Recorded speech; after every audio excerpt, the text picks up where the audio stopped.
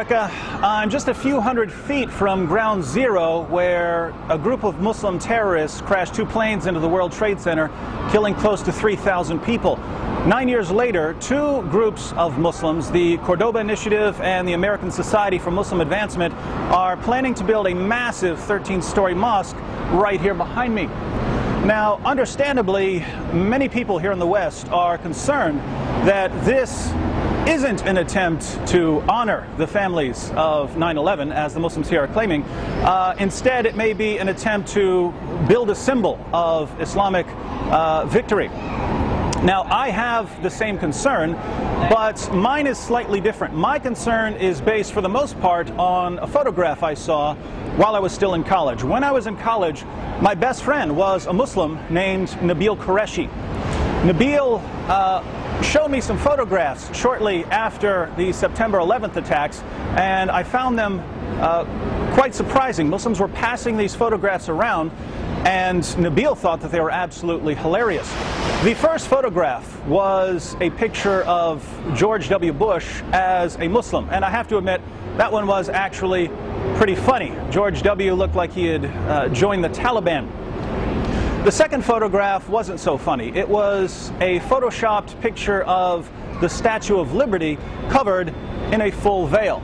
Now, this one bothered me a little bit. It was the Statue of Liberty, a symbol of freedom and justice, covered by a full veil, a symbol of oppression and Sharia law.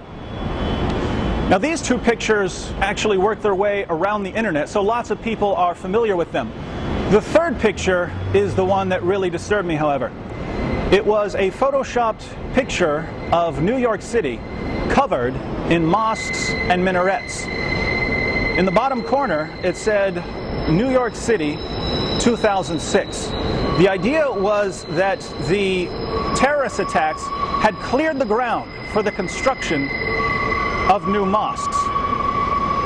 Now, when I asked Nabil why he found this photograph so funny, he said, "Am I the only one who's dealing with this tragedy through humor?"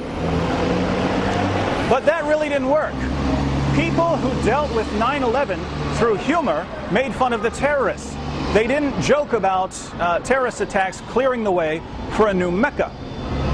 So this was when I first realized, this is when I realized for the first time, that there are two forces at work within Western Muslims like Nabil. On the one hand, Nabil was born and raised in the United States. His father had been in the US military. He loved America. But on the other hand, even though he came from the most peaceful sect of Islam, there was something in Nabil that allowed him to smile when there were terrorist attacks. Now, those of you who know personally, who know Muslims close enough to where they can tell you what they really think, you know this is actually quite common. Good citizens in public, not so good citizens in private. Interestingly, this dual Muslim nature is advocated in the Quran. If you turn to Surah 3, verse 28, you'll see that the Quran says, "Let not the believers take disbelievers as their friends in preference to believers. Whoso doeth that hath no connection with Allah, unless it be that ye but guard yourselves against them, taking as it were security." So if you're a Muslim, you're not supposed to be friends with unbelievers unless it's to protect yourself. What this means is that if Muslims feel threatened by a stronger adversary, say the United States of America, they can pretend to be friendly in order to protect themselves, in order to guard themselves against these unbelievers. The greatest Islamic commentator of all time, Ibn Kathir, comments on Surah 328, and he says that when Muslims are outnumbered by a stronger adversary, believers are allowed to show friendship outwardly, but never inwardly. He goes on to quote Muhammad's companion Abu Darda, who said, "We smile in the face of some people, although our hearts curse them." So if Muslims are in an area where they're outnumbered, they're supposed to have two faces. Inwardly, they're supposed to hate the unbelievers and to long for the day when Islam will dominate. Outwardly, they are allowed to pretend to be peaceful and tolerant and kind and loving, smiling in our faces while cursing us in their hearts. What's my point, you ask? Well, the Muslims who want to construct a massive mosque here assure us that they're doing it to honor the victims of 9/11 and not to construct a symbol of Islamic supremacy.